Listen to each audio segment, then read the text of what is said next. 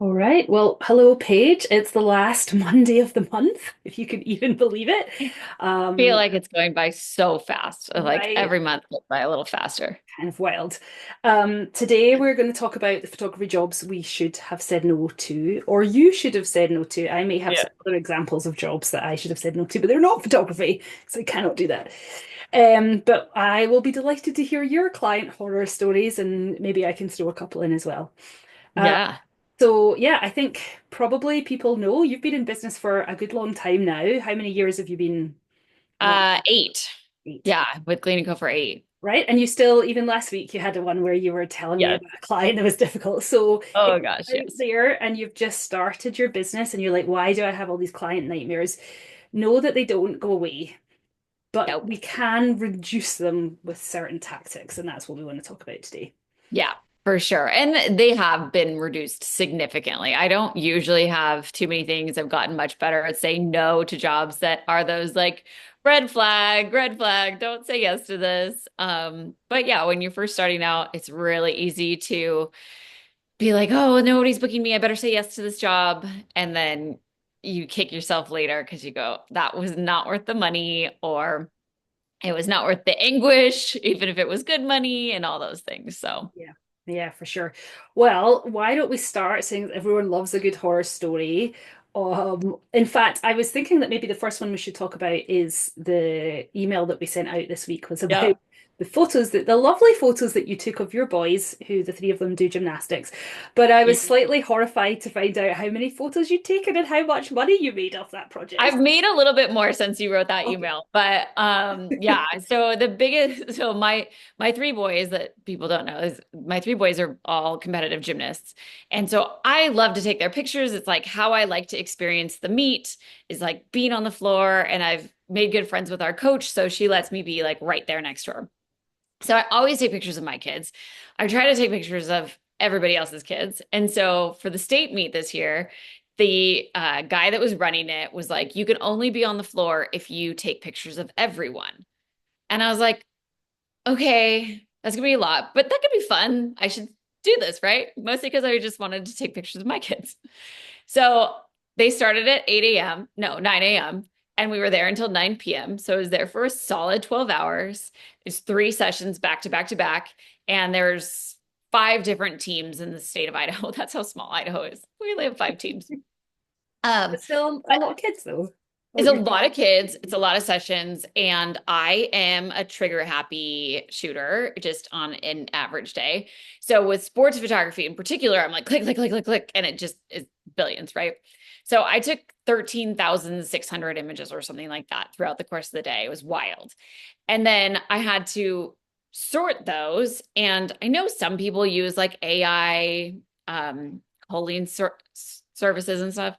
I've tried them. They just don't work for me. Like I find that they don't do what they say they're going to do. They give me the wrong images and it just doesn't save me time. I end up like spending just as long trying to go back through and make sure it's done a good job than anything. So I had to go through all of those individually, decide on them. And then I also had to sort them so that parents buying these images would have some ability to find their kids. So they're not like all just crazy mixed. So I ended up sorting them by team.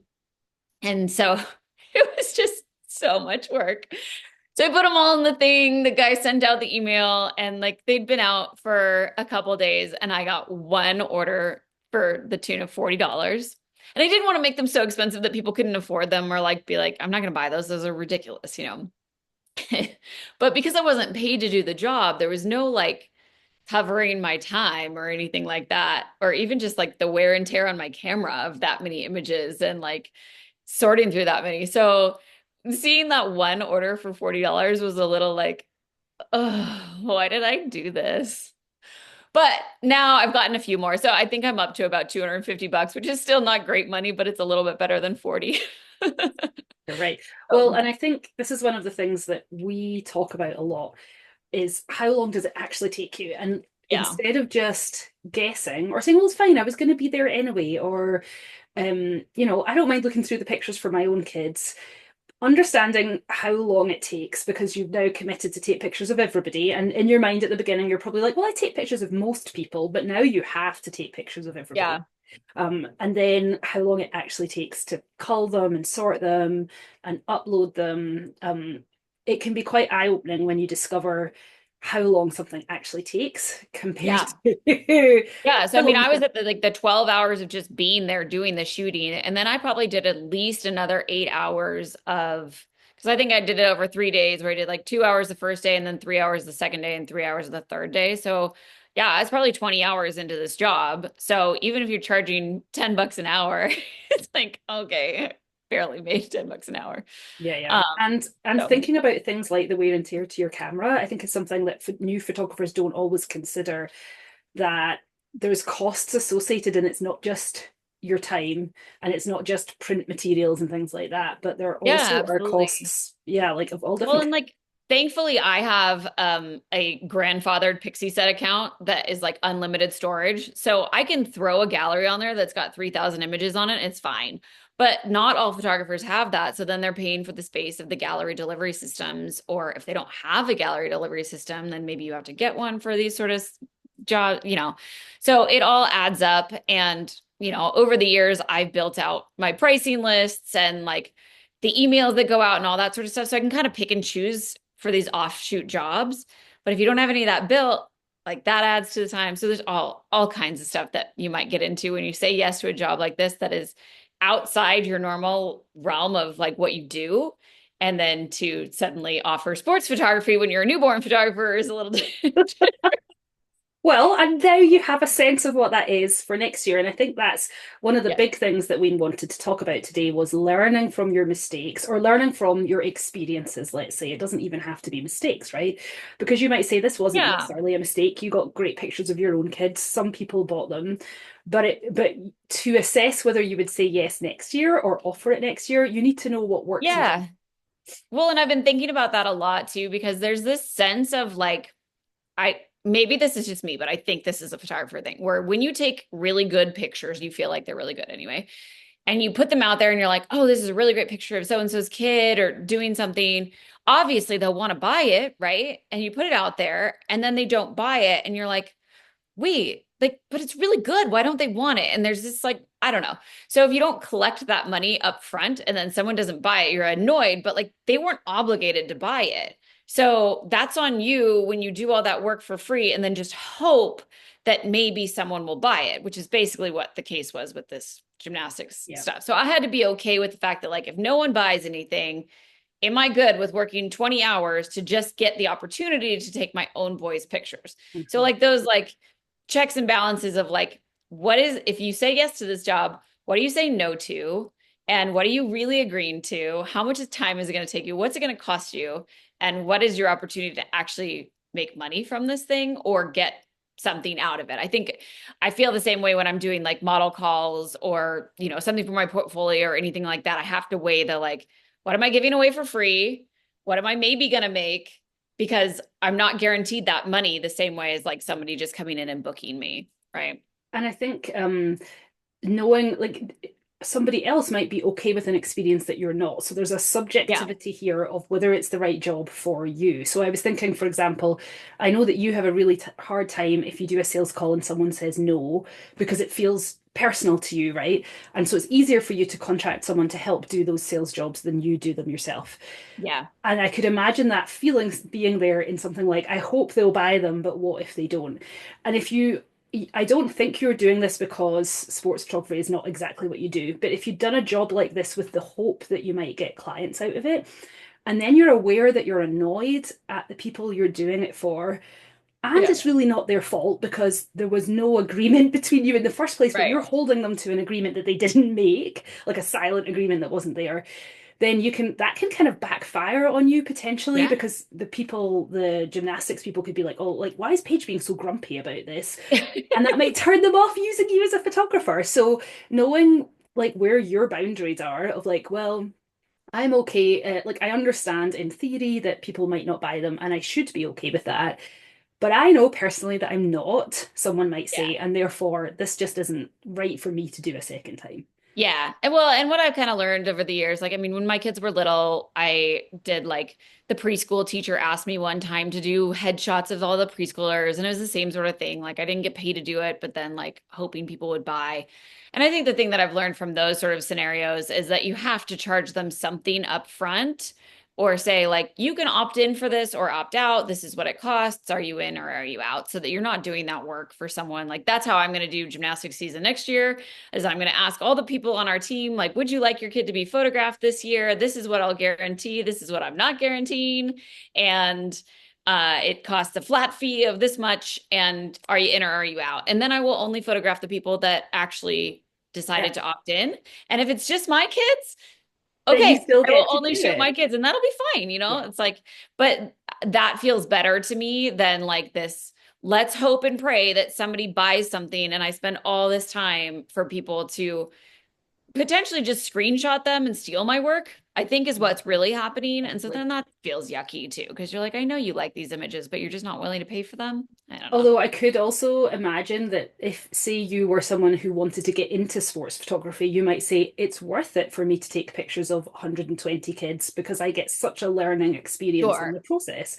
You're Oh, presumably absolutely not not. going to try and do that, so it doesn't really matter for you. But that's where each No. person has kind of got a unique, what you take from a difficult situation is unique for everybody. Yeah. Which I was going to lead on to next. There will be some in these kind of situations. I think what you're learning is, oh, I need to clearly set boundaries of what I'm Hmm. okay with, and then I can work with people. There are sometimes clients where it doesn't matter what boundaries you set. There's going to be some issues there, and I'm not sure what your takeaway is from that, except maybe realizing this Yeah. is never going to be a good fit. Well, yeah, so we were talking about that earlier. It's like the sense of like, is this a problem because you didn't communicate well, or is this a problem because it's just a tough client? And last week I had a client who is just a tough client. She came for her newborn session a year ago. She wanted to have new photos taken. The baby's just over a year old now, but she wanted the family. And she sent me all these example images and all this stuff she wanted to do. And I, in hindsight, should have said, that's not really what I do. Do you want what I do? Or do you want all this? Because if you want all this, maybe it's better to hire somebody else. But I didn't do that because they were a good client for their newborn. And I like to have people come back. And I wanted to keep her business, even though she was kind of a pain for her newborn as well. So there were red flags there. But when I look at it, like my fault, the things that I did wrong is that I should have said, this isn't really my style. She wanted more of a studio, like traditional studio look. And I really do more of like a lifestyle blend. So that was my fault. The She's just kind of an unhappy person, is what I've discovered. And she's not really happy with anything you do, even though like it's not your fault. Like it wasn't my fault. She didn't like the makeup artist. She brought the makeup artist in. It wasn't my fault. She didn't like the outfits. She chose all the outfits. So those sort of things, it's like you try and do what you can, you help as much as you can, and then you just try and ride out the wave and go, what can I do to make the best of this? Try and make this person happy. And then maybe go, I'm not going to work with her next time. Mhm. Like this is something that I'm going to say no to when it comes along the next time and that's okay and you know, Yeah, tell people that this really isn't the style that I want to do and I've moved on. You can use right. whatever excuse you want to say to kind of fire a client, but sometimes it's worth it. Yeah. Well, and I think what that makes me think about as a copywriter when I'm helping people describe their business, that's why we do brand voice, because I know it's so important to talk about what you do just really clearly and specifically. And Yeah. so, if, for example, she had been looking for more of a formal studio look, and if the way that you wrote on your website, and now this is not particularly how you write, I know because I've written a lot of your stuff for you, but if Yeah. you had a very, very formal way of writing on your website, very formal emails that go out explaining the process, then all these dots are leading her to believe that it might be more of a studio, formal studio look. Yeah. And maybe your photos look more casual, but if that's just one outlier and everything else suggests formal, and for those of us who are not photographers, we're not always quite aware of those subtle nuances. It might be easy to ignore that in that kind of slight red flag way, but everything else you're seeing is adding up to give the impression of a brand who might do formal studio shots. So I think that reflecting, if you can, each time you have an experience with a client that's not great, I would also argue when you have an experience that's really amazing, of what was Yeah. really good or bad about this client. So if it's a really good one, like what did I love about them? Because I want to talk about that in my brand and on my website and in my emails and social, because then the other people who are like that will be nodding their head. Oh, great, that's how I would like my photo shoot to go. And it Yeah, brings and in it's better nice if you fit can get clients. those as reviews. Like if you can get that client that was so great to like say that in a review for you, Mhm. that's the best because then you're like I had a recent review that I was so excited about because I didn't ask her to do this, but she said like, "Oh, the experience was so relaxed and she made everything so easy and I loved that she had the client wardrobe." And like she kind of listed off the things that I'm always talking about. And I was like, "Oh, yes, thank you." Because then I pulled that review and put it on my website because that's what I want people to like Right. focus on and know that like that's how we're going to take care of them. Well, and we have, I don't remember if it's live for sale, but if it's not, it's probably going to be soon. We have a testimonial generator, which specifically helps you ask clients those kind of questions. As a copywriter, what I do usually if I'm working with a client who needs testimonials is I interview the person they want, because everybody finds it hard to write a testimonial. It's like writing a thank you letter. You're like, oh, I don't know what to say in Yeah. this. But so usually what I do is jump on a 15-minute call with the people that they would like testimonials from, and I ask them about these specific questions. And then I usually take their wording and tweak it, send it back to them, they approve it, and we now have this perfect testimonial that covers the specific issues we want. But the Yeah. testimonial generator is designed from those kind of questions I ask when I do those interviews, to try and make sure that you get not just, it was great, which is Yeah. like the least I helpful need a little bit testimonial. more than that. Yeah, yeah, exactly. Well, But and a I think it's lot, nice too that when you have somebody that is not you, like as an yes. artist, it can be really difficult because people I feel uncomfortable when I'm talking to somebody. I'm like, I don't want to offend somebody to give like a real feedback. Hmm. So it's kind of nice when it's somebody that somebody else is doing it, if either if it's like my studio manager or my call person or somebody that like they can be honest and say, these are the things. And like, I would want to know, like, that's part of the thing. Like, I want to know if there's a bad feedback here. Hmm. Like, obviously, we want all the great testimonials and all the things. But like, if I do have one of those pain in the ass clients, I maybe don't want her to write a review for me, but like, I do want her feedback still. I want to know what she thinks I failed at or like where we let her down Hmm. because those things just make my experience better. And that helps me figure out like, how do I avoid this in the future? How do I better communicate what I do, what I don't do, and how people should come into the studio. Like, I think I was telling you this morning, like, I had a client last week who my baby only session now is only 60 minutes and it works very well for me. I usually wrap the baby and do a couple different poses. I might do like one or two tabletop poses, but it's quick and fast and gets them in and out. And so one of my big things is like, I have this big long tips and tricks. This is what you should do before your newborn session. But the one big thing that I always outline is like, please feed your baby right before you come so that they arrive with a nice full belly and we can get going, you know? And this woman showed up and I said, oh, when did the baby eat last? And she goes, oh, let's see, about 2.5 hours ago. And I was like, oh, no. Because with that short of a session time, when you need to feed the baby, now we've used half the session to feed the baby. And it just like either I have to cut the session short and then I'm offering them like as an IPS in-person sales photographer, I want as many images as possible so that I can have as big a gallery as possible so I can hopefully have the biggest sale as possible. So when I don't have that much time to get I know it's going to cut into my sales. So I like I'd rather go over a little bit and be able to have a full gallery, but I also don't want to go over because I've already sat here for a half an hour and like that's more time that I have to dedicate to this client. So it's a frustrating thing. And then like she was like, "Oh, I don't know why he won't sleep." And I was like, I know why he won't sleep." So, those are the things that you're like, okay, how could I have communicated this better? How could I have reminded her to please pay attention to this? And I know this wasn't one of those that, like, I don't know if she read it or not. I know she read it because she made several comments about, oh, yeah, I put the diaper on loose, just like you said in the guide. Hmm. So I know she read it and saw that stuff about feeding them. She just didn't didn't do it. do that.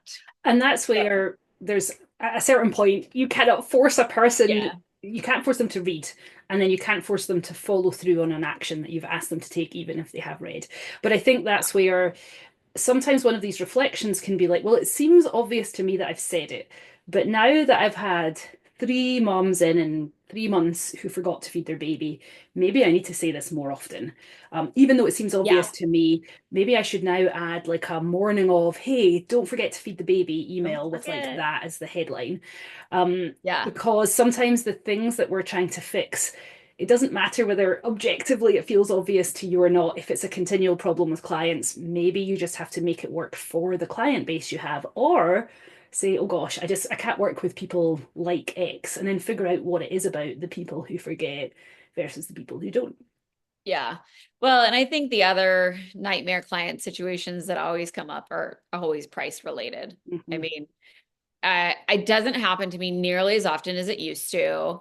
And a lot of that is because I have better guides for it. I explain it better And because you've I'm more thought comfortable so with it. much about how to explain your pricing. Like you and I have talked about that a lot because I'm kind of a good person to ask because I do not really get how photographer Yeah. pricing works. So Like you this know is that makes I'll ask you, I'll be sense. like, that doesn't make sense to me. Why does this happen? Why does that happen? Yeah. But you have tried so many different ways of describing your pricing, right? And then they probably still shift Yeah. and change as your packages change.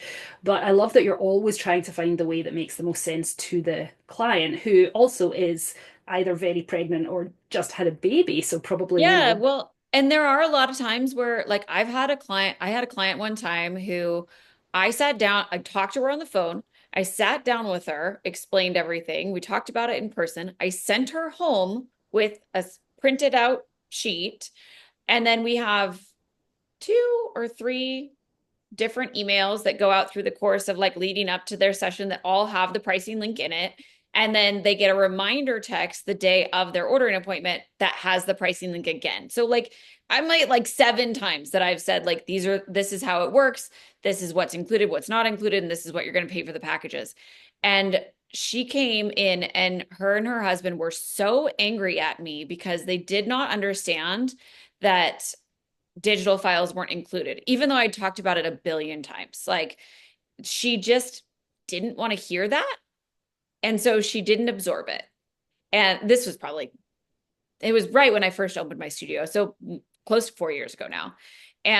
But she was so mad, and her husband was just irate. And then she wrote me this nasty email afterwards that was telling me that I was holding her images hostages and saying that like had done this to her and blah, blah, blah. And I was just like, oh my God, like, and then I had a client one time who told me that because we do champagne during like, oh, would you like a glass of champagne? She told me that I had coerced her into buying images because I'd offered her champagne. And I was like, what? Like, I was trying to create like a nice environment for you. I wasn't trying to coerce you. But like, those are the situations that you're just like, there's such one-off things that like when you tell them back to back, it sounds like you have all these problems. And I don't. yeah. Well, and I There's think that's where disparities, but often people don't want to admit to what's going on. Like everybody, I have horror stories like that from my copywriting business. And I think everyone has those horror stories where Mhm. expectations aren't met for some reason or another. And what's really useful is to reflect on it and say, is there a way I could have met those expectations? Or Yeah. to me, that sounds like something about money is going on in the background of that couple's situation. And that has Yeah. nothing to do with you, or they've been really burnt in the past by somebody else in a similar situation. There's clearly something else going on in the background when a Yeah. response is as strong as that. So Well, that's I think what happened in that particular situation was she didn't absorb it because she was pregnant and just didn't want to hear it. And then she didn't share any of it with her husband. Mhm. So he was seeing it for the first time and was shocked by the prices. And she was seeing it like, oh, wait, I Guys. guess I didn't understand this whole time. And so then it was just like, Yeah.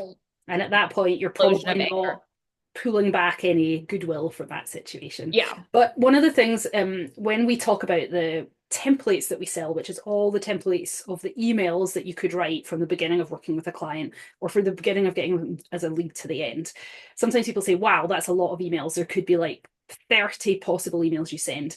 But one of Yeah. the reasons is because you have a lot of things to explain to clients. And if you put them all into one email, a client People just don't don't pay really need all that. attention. So part of what we do is break them down and figure out when do they need to hear important messages and how can we just send one email about pricing so that they really understand this and the pricing link isn't buried at the bottom of one that's about feeding or something like that. You know, like when is the right time to send the emails? And that's from trial and error, which for everybody is slightly different, but it's based on how your studio works, which I think is the way that a lot of newborn parents need to hear the information. And often that's because you've had an email from someone asking you and you're like, oh, I should have sent the information by now. So now we're going to go back and fix that in the workflows. And then that's why you get less emails from clients now, right? And less phone calls. Yeah. Yeah, I mean, we definitely have patched a lot of those leaky holes over the years. And like, it's pretty rare now that someone just doesn't understand or misses a piece. A lot of times it is when somebody comes in like last minute that it still happens. And that's just because they didn't get all those email reminders and they made a fast decision because maybe their baby was already born or, whatever the scenario was, they were about to have their baby and they wanted maternity photos or something like that, where they just didn't have the same opportunity and time to think about it that a regular client would. And so then you run into issues because of that. And that's, it's sometimes it's just unavoidable and it's The part frustrating when it happens, but It's the you part of like, doing business, and I think that sometimes knowing that, like now you know that if someone is a rush job, chances are there's going to be a red flag in there more than yeah, with a standard client, right? So if you have a very packed schedule, you don't need the extra work that month, you would really be doing them a favor. It's like, well, do you need to? Because like, what if this is an increased chance that this is just not going to be a good job anyway? I don't make as much money out of it, or they're mad. I don't get a good review out of it, and I would absolutely have to be squeezing this into my schedule. Maybe that allows you to say, well, that pushes this from a maybe to a no, not a this month. no. I just can't take this job on. Yeah, yeah. And I mean, I think the other thing that's a big part of this too is to go back to gymnastics a little bit. Um, we have great gymnastics coaches, but one of the things that I'm always like, oh, they need to work on this is their reaction to when something goes badly. So like with brand voice and everything, like we have a pack of 911, 911 like emails, right? Because you need to sometimes step back when you get that email and go, okay, this person is upset. I'm pissed that they're upset. And I want to immediately write back and say, what are you talking about? I told you this. Like, You don't want do to that. be defensive and justify your Yeah. position because you usually haven't, usually you've not messed up so badly that it's like, oh my goodness, I completely dropped. Usually there's Yes. something you're like, oh, they didn't read that properly, or they Well, didn't and understand. everybody feels like they're in the right always, right? You always think like, I explained that to you. Well, maybe you didn't. Or, maybe she was tired or like whatever. It could have been your fault. It could have been their fault. But I always get on our gymnastics coach because she is so reactionary that she'll immediately reply and it causes so many more problems. And I'm like, if you would have just stepped back for a second and thought about it and like replied in a very like, okay, I'm going to sleep on this, like never, I made a rule several years ago, like never ever check my email right before bed Mhm. because inevitably I have a message from someone that pisses me off in some way and then I can't sleep and then I want to immediately email them back and I shouldn't do that because I'm tired and I need to go to bed. I haven't thought about this response yet. So I don't check my email before bed anymore, but I also don't respond right away anymore because one, I don't need clients to think that I'm immediately accessible no matter what. And I always do it within business hours. But two, I need that time to think about it. Like sometimes I'll write the draft and be like, okay, I'm going to set this aside. And then I'm going to come back to it in a couple hours when I'm not quite so mad about this and see if it still feels good or if I can read it from the client's perspective of like, is this going to go over well? Are they going to be Can almost upset? always bring the emotional intensity down in the morning, even if it's the structure is Yeah. the same. There's almost always words in there that express your emotion, which is not to Mm-hmm. say we shouldn't be emotional in our copy, but that reactionary emotion often is where you will then fall out of brand voice. So if you've ever heard a business apologize in a very fake apology way, and you can tell, usually what happens is they go right into corporate voice and accusatory voice at the same time. Uh-huh. And it can Per really, our contract. right, and it can really harm the voice that you've been setting up at all other touch points in the process. So yeah, Yeah, and these can just be really hard things to write. And I used to be a lawyer and now I'm a writer and it's not my business. I have figured out how to write these things in a way that like toes the line between taking some responsibility, pointing out in a kind way that maybe they have some responsibility, like figuring out how to get that balance, which even those are the emails you're probably going to want to tweak the most as a business owner, but absolutely. it gives you a starting point and it comes from a calm place that's like basically in your voice, and then you can add specifics and tweak as you need to without the anger Yeah. level or the frustration level going up to 10. Yeah, it can definitely be difficult to figure out exactly how to write those ones, but if you can do it from a calm place, it's much better. Yeah, yeah, for Your sure. clients are going to be much happier. And I mean, same thing with like a lot of times you'll hear photography mentors say like, "Oh, well, when you have those situations, you should pick up the phone." And I agree with that. Like I do think sometimes it is worth just getting on the phone because email and text messages can feel more heated because you're not able to hear the context and they're not able to see that like, no, I'm trying to be genuine, I'm trying to be helpful here, I'm not trying to be confrontational in my response to you. So sometimes it is worth picking up the phone, but usually I will try to send an email that at least says, I think we should have a conversation about this. I would love to talk to you. Here's a couple of times that I'm available. Would one of those work for you or something like that? So a lot of those emails can be like, I'm not going to immediately address this in this email. Let's talk about it, Yeah. you know? But sometimes sending an email first. At the end of the day, phone calls, and I've discussed with you before that I had a specific situation with another business I work in where someone was unhappy with a phone call they'd had. And they asked me to review the Zoom recording because they had a Zoom recording like this of the phone call, or it was a Zoom meeting. And when I reviewed it, all the things they told me that they felt, now, they justifiably felt the things, but there was no facts that backed up those feelings. They had Yeah. misinterpreted a lot of what was going on. And in a way, I was quite relieved because there was a recording to go back and look at. But I think the point is that when you're feeling heated about something or emotional, it's easy not to hear the details or to misinterpret or misremember the details. And that's as true for you as Yeah. the business owner as it is for the client. So having a way of making a note sometimes in advance of the phone call, just being like, just before we get on the phone, can I just resend you a note of our policy, studio policies, or our, just here's a reminder of the pricing link that I sent you, and I would Yeah. love to chat about it in person. And that way you've kind of like laid the baseline, especially if you feel like it's a misunderstanding by them of a policy that you've sent to them, by kind of being able to get that in first before you have the conversation.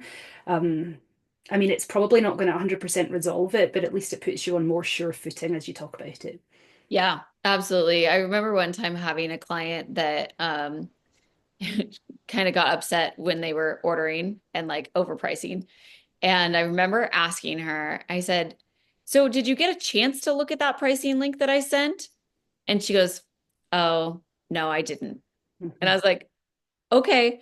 And I asked it that way because I knew she hadn't. And mhm. I wanted her to like admit in front of her husband too that like this wasn't on me, that she did get it and that she just hadn't looked at it. And so sometimes like I didn't say I didn't say it in a negative way. I didn't say like, but you didn't look at that pricing. Like, I wasn't being snarky to her.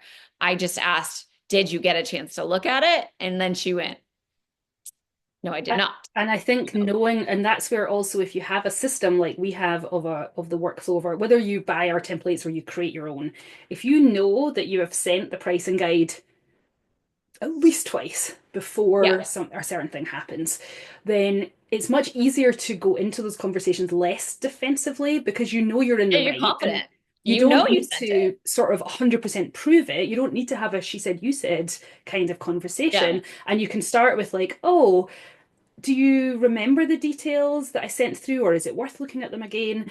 Whereas if you sort of just send these things out on the fly, you might be sitting there like, oh shit, did I send the pricing? Because Yeah, did they're I forget? swearing that they never saw it.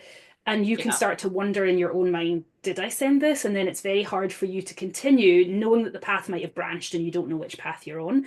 Are you on the Yeah. path where you forgot to send it, or are you on the path where you definitely sent it?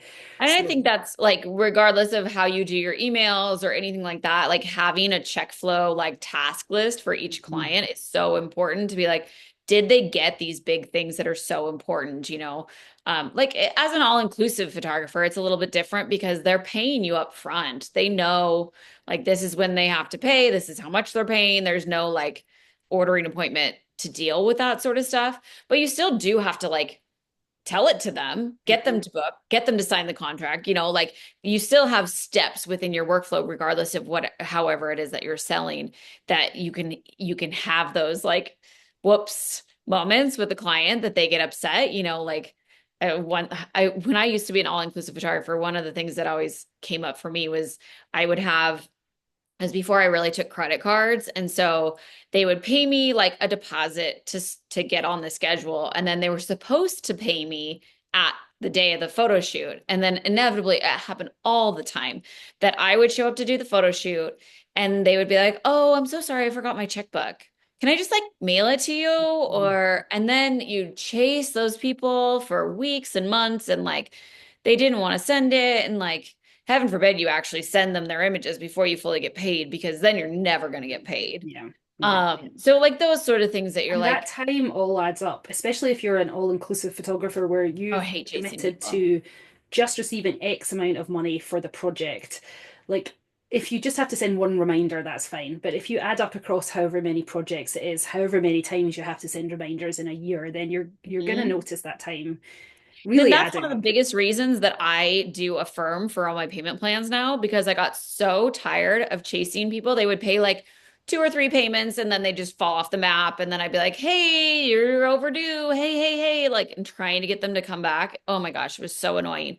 Whereas like Affirm costs you a little bit more because it's Mhm. like 6% instead of the 3% regular credit card charges. But over the course of like that pain in the ass factor, you're like, I don't want to deal with this. I just want to be paid.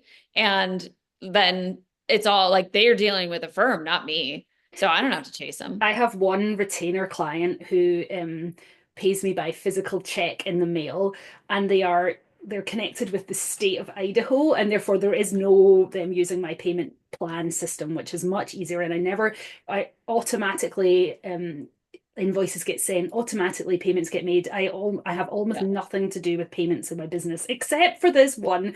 And This then they one person. messed up after the new year, which meant they had to send me 2 months in a row, and because of the they just didn't send it as two separate checks, they sent it as one, which meant it was over the limit where you could do like take a photo and submit So it you had by to go to the bank. electronic banking. And so I had to physically go to a bank, and I was like, I cannot, like, of all the clients I have, this one takes me so much time every month, just in terms of invoicing. I have to Uh, print off and scan copies of PDFs, and I have to send them to specific places, and then get checks in the mail 2 to 3 weeks later. It's just, oh my goodness. Total pain.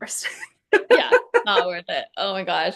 Credit cards are like, I always think it's so interesting when people don't want to take credit cards for their business because I'm like, this is how you get paid immediately and don't have to deal with all this like admin work of trying to go like going to the bank. I don't want to go to the bank. Well, and Like, especially if you're the kind of person who's doing this photography business on the side, I mean, maybe you're hoping it's going to grow into like more of a full-time job, but you probably hate all the admin and the tax and the bookkeeping. I know I do in my business. And if you have to start adding on quite a lot of that for every client, it starts to make you wonder what percentage of your time are you taking photos and what percentage of your time are you doing annoying yes. admin that you don't like to do? Yes. Yeah, absolutely. And that's all the emails, like the templates save all that kind of time. Taking credit cards saves that kind of time. Having the 911 emergency emails so that you can just be like, okay, crap, I got to deal with this. I'm going to send this like, hey, let's get on the phone email. And like all that sort of stuff that you could just have canned and ready to go. So you're not dealing with those things. Or like even like the task list. Did I send this? Yes, I Yeah. did, because I checked it off on my task list, or it was automated. Right. preferably, And no. sometimes these things cost a little bit of money and the peace of mind of that is worth it. So yeah, like I use a CRM that I pay for and it takes some money out of everybody's invoice that they send. But honestly, people are so it looks more professional when you have a Yeah. system that it comes out of. And that is a cost of doing business, which I've accepted. So I make sure that my invoices are charged in a way where I know that that percentage is part of the cost of doing business, just like owning, like running a Zoom account and owning a laptop and all the other parts of, the costs that you have that are somewhat hidden when you Yeah. think, I'll just go and turn up and snap some photos and it'll be fine. There's Yeah. a lot of Well, and cost I think underneath that that. like with anything, like I don't know, like as a consumer myself, when somebody says like, "Oh, you can pay with cash and it's this much," or you can pay with your credit card and it's just a 3% extra charge, like which one do you want to do? Like sometimes I say, "Yeah, I want to play with my credit card because I want the mileage or I just don't have cash or whatever." Like for whatever reason I want to use my credit card. I don't mind paying the 3%. I've accepted that as part of it. You want the And I think that's security the as well. thing that like sometimes people are like, "Oh, well, I don't want to like have to charge people more." It's like, well, give them the option then. Hmm. Tell them that like if you want to pay me in cash, you get a 3% discount. And if you want to use your card, then this is the That's also price. fine. Yeah. Yeah. It's great. It works so much easier. Like, I mean, Yeah. I think I paid 8 grand or 9 grand in like square fees last year. Yeah. Oh well. Like, yeah, would I like to have that money? Sure. But I also probably would have several invoices that were not paid right now because people weren't, I'm sure it would be at least 8 grand worth of like Hmm. chasing these And people and that just much the time. time of doing a very unenjoyable task in your job, Yeah. which makes you start to say, is this even worth it? Because it's just, Yeah. I'm constantly chasing things. Yeah.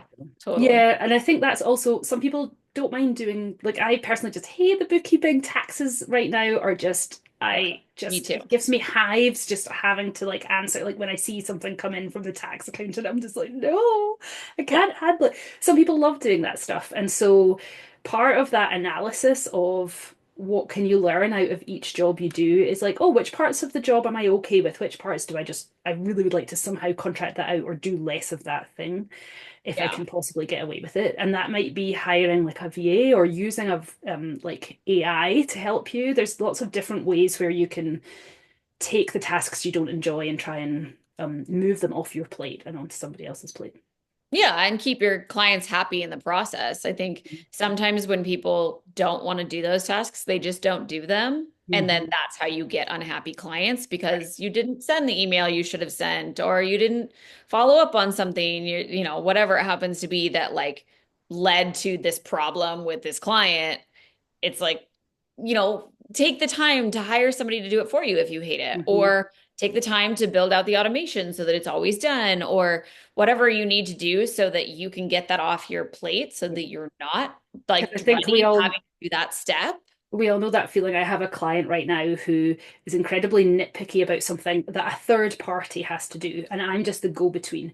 And every time I send back the revised thing and I see an email coming from them, I know it's going to say, I'd like this word changed again. I would like this changed again on the graphic design.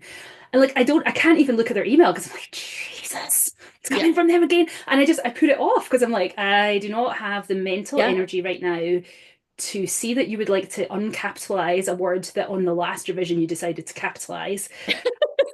So I'm just going to Yeah. block that out of my mind. I'll deal with that in the morning. But what Yeah. that just causes delay, and sometimes your feeling about it can come across as you're talking to someone or writing about it. Yeah, if there's ways that you can cut those things out of your life, then Yeah, well, and I think definitely. another one that I was just thinking is like probably a really common one for a lot of photographers, like is not a problem that I have because as like my past life in editing, I like editing. And so like once I'm done with the ordering appointment, I'm kind of excited to go like work on the images and get them back. But a lot of photographers have this like long turnover time because that part of the job is really hard for them, or they just don't enjoy it, or for whatever reason, it just takes them forever. And so you might be getting that email that's like, hey, just checking in. Where are my images? Hey, checking in again. Where are my images? And it can get really, really frustrating if you, one, don't have that timeline in place for them and communicate it with them. I have this client who I have told her my timeline so many I times. I know I exactly what you're gonna I do say. not send out sneak peeks. I send them the full gallery when it's done. Like that's it. And it takes me 2 weeks. And so I just did her photos the other day. And I was like, I will have them to you no later than the 18th. And she was like, okay, great. The day after we took the photo, she's like, anything yet? And I was like, no, Mm-mm. no, there's not. There's nothing yet. And then I finally gave in and sent her two, which I shouldn't have, but I sent her two and she immediately wrote back and said, oh my God, I love them. I need more. And I was like, you will have the rest no later than the 18th. And then she seriously sent me at least four more messages in the 2 weeks leading up to the 18th. I sent them on the 17th because I was like, I'm not doing these faster for this woman. I Mhm. have all these other clients that are waiting. I'm not going to jump her in front. And I'm so annoyed. But I did. I ignored her emails a couple different and text messages a couple different times because I was like, you know what this is. Mhm. This is not something on me. This is on you. Right. But if it is on you and you haven't communicated what that timeline is, or you're way over what you told them, it can be really easy to be like, I don't want to deal with this. I'm just going to Mhm. ignore them. I'm not going to But respond. it's in your mind, in the back of your mind all the time, especially if each day Yes. you go to bed and you didn't manage to get to it yet or you didn't finish it. Like, I know that feeling of, I did it this weekend. I had promised myself that I was going to finish some website copy for a client and I didn't really want to do it, which is, I know, which is why I've been holding off getting it done. And then I heard from the website designer that I didn't need it actually until Tuesday. Now, I should have just still done it yesterday, but I was like, great, I don't need to do it today, especially on a Sunday. And Yeah. so I put it Press off till this in. morning. But all night, like I wake up and I'd be like, oh, that copy. And I would like think of a headline and it was Mhm. in my mind because I knew that I hadn't done the job and I really should have done the job. Yeah. And I think the other thing to bear in mind is how put yourself in the shoes of the client if you Yeah. haven't told them when their photos are coming and they have potentially upfront paid you thousands of dollars or like they know it's worth thousands of dollars or it's for newborn announcements that they're waiting to share with family, then you can understand why they're like a little panicked and not sure what's happening. Yeah. And it's your job really to give them that comfort by being clear. You will have your images no later than X date or in Yeah. this window of A to B days, but definitely not before A. Or Well, there are and four people in the line unfortunately, in there's front a of you. lot of photographers that will ghost people. And like I've had so many clients over the years that have said like, "Oh yeah, we had professional photos taken a few years ago and we never got them." And it's like, "What do you mean?" Yeah. Like like so many people do that because there's so many photographers out there that are really not true businesses. They're just people with And cameras they that are get overwhelmed and they don't know what they're doing or they being forgot to pack overwhelmed. They up. don't finish the job. They just never send them or move away or lose the files or whatever it happens to be. But um, you don't want to be that person. Mm-mm. Want And I hear that about people to writers stay in as well, business. that they're really flaky and people have hired someone before and then not done the work. But and I think that's part of the we like to be creatives. We are creatives in the actual job that we do is creativity, and that often means that we don't love the business side of things. But that also means you've got to kind of push against a preconceived idea that you're going to be a bit flaky because you're a creative. So by Yeah. showing that you have a process in place, that you are taking charge, that you tell them everything they need to know in advance, that can really comfort someone that, okay, you're a creative, but you've clearly got your business in order and you know what you're doing. Yeah. Or that there's somebody else behind the scenes that is doing that for you. Yeah, you don't, I mean, you could pretend it's an assistant if it helps, or you could actually get an assistant if it helped. Yes. But yeah, for Yeah. sure. Let them take the blame. I love it. So, do we have any other things? I think we probably covered all the things we wanted to. Yeah. All the nightmare stories, all Yeah. the things. Well, we would love to hear yours. Feel free to add them in the comments if you're watching us on YouTube or send us an email of your horror stories Yeah. because we love to sit and share those things and think about how they can even somebody's personal story can help you think about how you want to define those things in your own business. So it's always useful, as embarrassing as it is, it's always useful to share these things. Yeah. Absolutely. Excellent. Well, and we will be back, oh my goodness, at the end of April with another one. If anyone has any suggestions of things that they'd like us to talk about in last Monday marketing chat, then feel free to let us know. All right. See you next month. Awesome. Bye.